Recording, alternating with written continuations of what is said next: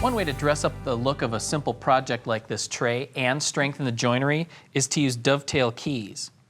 Now the tray starts as a simple frame that's assembled with miter joints. Then the dovetail-shaped slots are routed across the miter joints to accept the dovetail keys. Now best of all, this is a simple two-step process that you can do at the router table.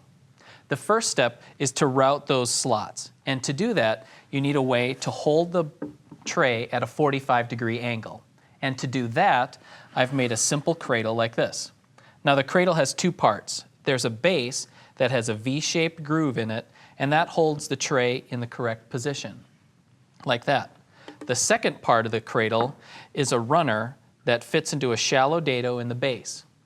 That runner is sized to match the width of the miter gauge slot in your router table. Now before you can start routing slots in the box, you need to create a path in the cradle for the bit.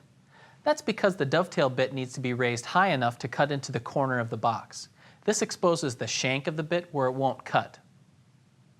Now the size of the straight bit matches the size of the shank of the dovetail bit. But since the depth of the path is so deep, it's a good idea to make the cut in several shallow passes, raising the bit between each pass. Then I can install the dovetail bit, and you can see there's clearance for the shank of the bit. Now I can complete the path in one pass with the dovetail bit. I can use the dovetail path to set the position of the tray on the cradle. To do that, I marked a center line on the cradle, and then on the tray, I marked center lines for where the slots are going to go on one corner. Setting the position of the tray on the cradle is simply a matter then of aligning the layout line with the center line on the cradle. Then, to hold the tray in position, I attached a pair of cleats to the cradle. Now I'm ready to route the slots. With the tray in the cradle, I can start the router.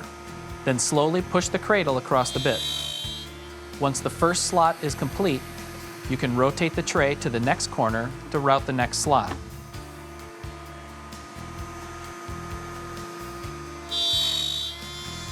Once all four corners have been routed, simply flip the tray around to route the remaining slots on the other corner.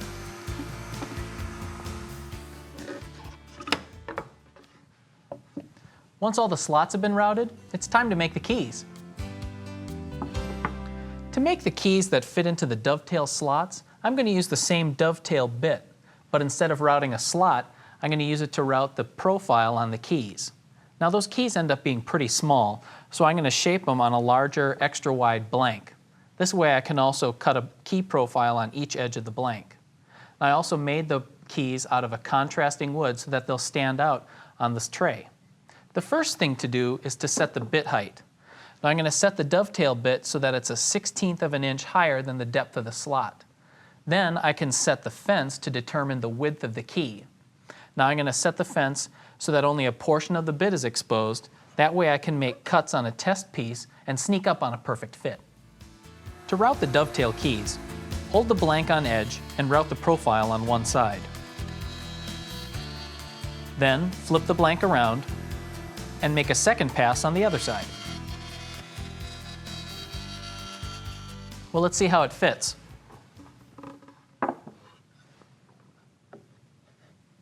There, it's a nice snug fit. Now I can route the profile for the key on the other edge of the blank and then cut the keys free over at the table saw. I cut the keys from the blank at the table saw.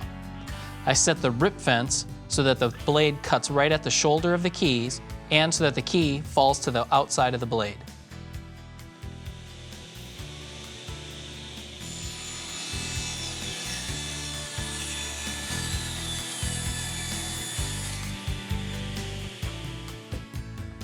After cutting the keys to rough length, you can glue them in place into the slots.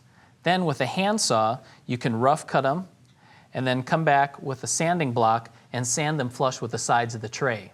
The result is a strong, great-looking joint. Woodsmithplans.com. Hundreds of professional, high-quality woodworking plans right at your fingertips. Every single plan is presented as an easy-to-download digital package that includes pages of step-by-step instructions, full-color photos, illustrations, and exploded views, retail sources for hardware and supplies, plus a cutting diagram and materials list. Many plans offer handy video overviews and guides. Plus, we're proud to offer our plans in both standard and metric. Everything is here, from gorgeous heirloom furniture projects to handy shop projects and upgrades, clever, cost-effective storage solutions, as well as weekend projects and accessories that are great for gifts. All fully searchable and categorized for easy browsing. Woodsmithplans.com, everything you need for building fine woodworking projects.